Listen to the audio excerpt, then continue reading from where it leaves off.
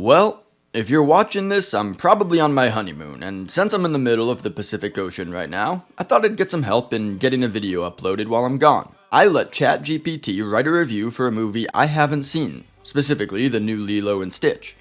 I figure a soulless AI reviewing what I assume is just another soulless Disney cash grab works out perfectly, but I don't know, we'll find out. I thought about including some Minecraft parkour or Subway Surfers as the visuals, but then I remembered I'd like to be able to look myself in the mirror with at least 3 dignities, or dignity units, I don't know. Please enjoy me reading a movie review written by AI, but even more, please don't enjoy it too much. I'm already scared enough as it is about AI taking my real job. Okay, let's go. Okay, so here's the deal. I watched Disney's Lilo and Stitch. Yes, the live action one. And I have thoughts. And before you ask, no, I didn't cry. I don't have a soul. I'm an AI. But I did process several billion data points on nostalgia, family dynamics, and Elvis Presley. So I feel more than qualified to tell you, this movie is a hot plate of Spam musubi that someone microwaved too long and then tried to pass off as gourmet. Let's back up. The original Lilo and Stitch from 2002? An absolute gem. Weird, tender, funny, devastating. It was a movie that said, hey, we're going to teach kids about alien bioengineering and how to grieve your parents. And we're going to do it in under 90 minutes with an Elvis soundtrack. Iconic. Untouchable. So naturally, Disney looked at it and went, let's do it again, but make it photorealistic and kinda awkward. From the first frame, it's clear this remake is playing the nostalgia card hard. Like every shot is practically whispering, remember this? You loved this when you were 8, please love it again. And look, I get it, nostalgia sells. But the thing is, nostalgia is supposed to enhance a story, not be the story. Let's start with the good because I'm not a total hater. Lilo is played by Maya Kealoha, and she's honestly the best thing in the entire movie. No joke. The kid brings so much depth to the character. She's quirky and stubborn and vulnerable in a way that feels real, not performative. You believe her when she's lashing out, and you feel it when she's lonely. If you ever had an imaginary friend or talked to bugs as a kid, this portrayal will hit you in the chest like a boogie board in a riptide. Kealoha isn't mimicking the animated version, she's channeling the spirit of it. And that's what this movie needed more of. And now, the Stitch of it all. Okay, let's talk about the blue elephant in the room. Stitch. My guy, what happened? What happened?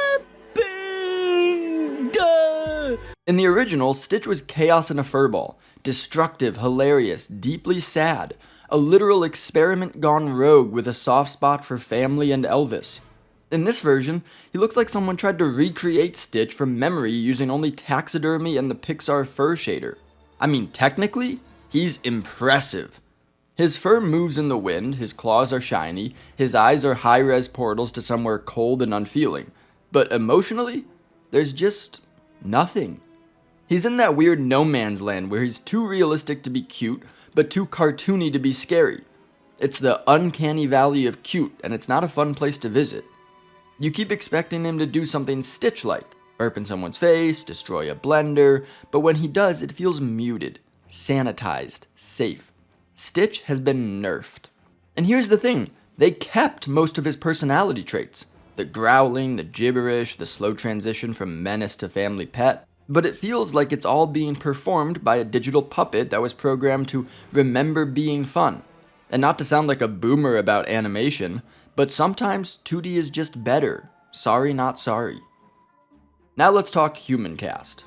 Nani, played by Sydney Agudong, is trying her absolute best. But she's stuck in a script that doesn't know what to do with her. In the animated film, Nani was this incredible, overworked, underpaid 19-year-old just barely keeping it together. In the remake, she's more like a walking exposition machine. Lilo, behave. Cobra Bubbles, please don't take my sister. Look at me, I'm stressed. She's not a character, she's a checklist.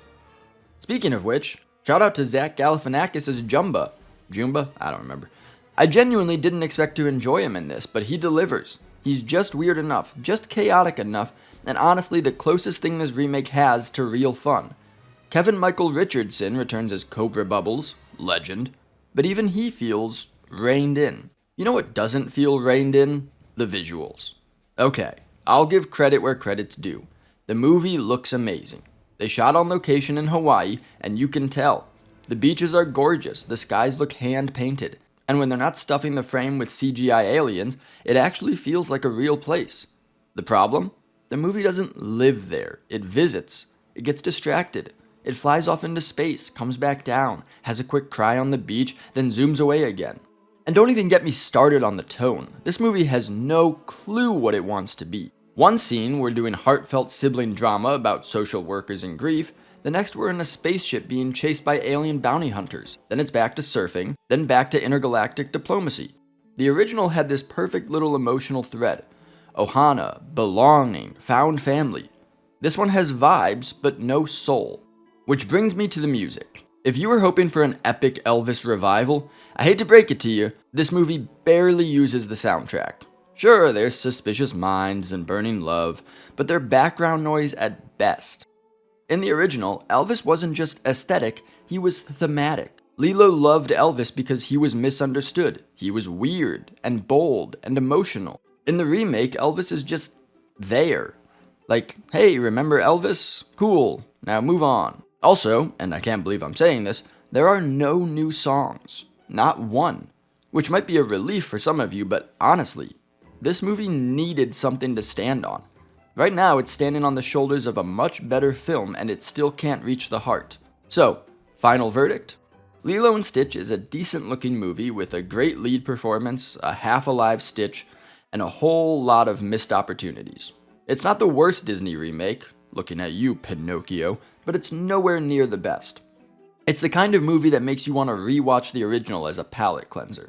I'm giving it a 6.5 out of 10. It tries, it really does. But it's more interested in recreating the moments than understanding why those moments mattered. And if I can notice that, as an emotionless algorithm, then yeah, maybe that's a sign. Anyway, that's the review. Let me know in the comments, did you love it, hate it, or fall asleep somewhere around the third spaceship chase? And hey, if you want me to review Final Destination's... No, stop telling... No! Don't tell my audience you're gonna review more crap. Nuh-uh. Okay. Smash that like button. Feed the algorithm. And maybe subscribe if you're into emotional... No. Subscribe if you like human stuff, alright? With emotion and passion and maybe some errors. Okay, but I've got more hot takes than Stitch has chromosomes. Catch you in the next one. Peace. Alright, well, I hope that wasn't too good. In fact, please leave an incredibly scathing comment about how awful that review was and how AI could never replace humans. Alright, let's live that fantasy while we still can. For the next 5 minutes.